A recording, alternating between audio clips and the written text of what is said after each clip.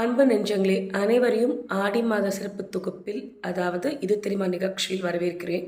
இன்னைக்கு ஆடி 9 நம்ம பார்க்க போகிறது கல்காஜி காளி கோயில். இந்த காளி கோயில் தெற்கு தில்லியில் இருக்க நேரு பிளேஸ் வணிக வளாகத்துலேயும் கல்காஜி மெட்ரோ ஸ்டேஷன் பக்கத்துலேயும் இந்த கோயில் இருக்கு. இந்த கோவில் 3000 வருஷங்களுக்கு மேலே ரொம்ப பழமையானது. இந்தம்மா தானாக இஷ்டமாக சுயமாக வந்து உட்கார்ந்த இடம் இது.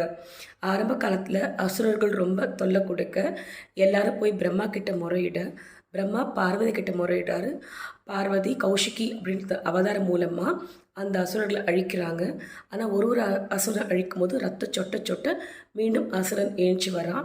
அதனால் பார்வதி கிட்ட அந்தமாவே இந்த முறையிடும் பொழுது பார்வதி மற்றும் ஒரு அவதாரம் எடுக்கிறாங்க காளியா. காளியோட நாக்கு விண்ணுக்கும் மண்ணுக்கும் நீண்டு நின்று அந்த அசுரோட ரத்தத்தெல்லாம் குடிச்சிட்டு அந்த போரில் ஜெயிக்கிறாங்க. ஜெயிச்சு சந்தோஷமாக இந்த இடத்துல வந்து அமர்றாங்க அந்த அம்மா. இங்கே வந்து அவங்க உட்காந்து 4000 வருஷத்துக்கு மேலே ஆகுது. மகாபாரத்தில் கண்ணனும் அர்ஜுனனும் இந்த அம்மா வணங்கியிருக்கிறாங்க.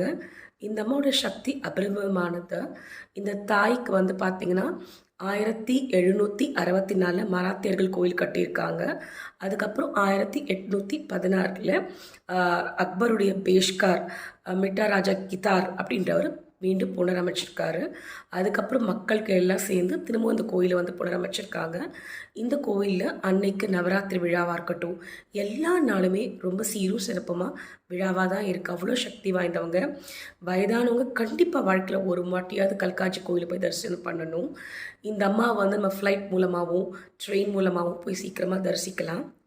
மேலும் இந்த அம்மா கோயில் காத்தால 4:30 மணிலேருந்து முழு 365 நாளும் ராத்திரி 8 வரைக்கும் திறந்துருக்கும். இடையில மட்டும் 3லேருந்து 4 பெருக்கிற சுத்தம் பண்ணுறதுக்காக மூடுறாங்க. மற்றபடி இந்த கோயில் எப்போவுமே திறந்து தான் இருக்கும். ஆக மக்களே, கல்காஜி காளியை நம்மளும் தரிசிப்போம், அவள் ஆசையை பெறுவோம். நன்றி, வணக்கம்.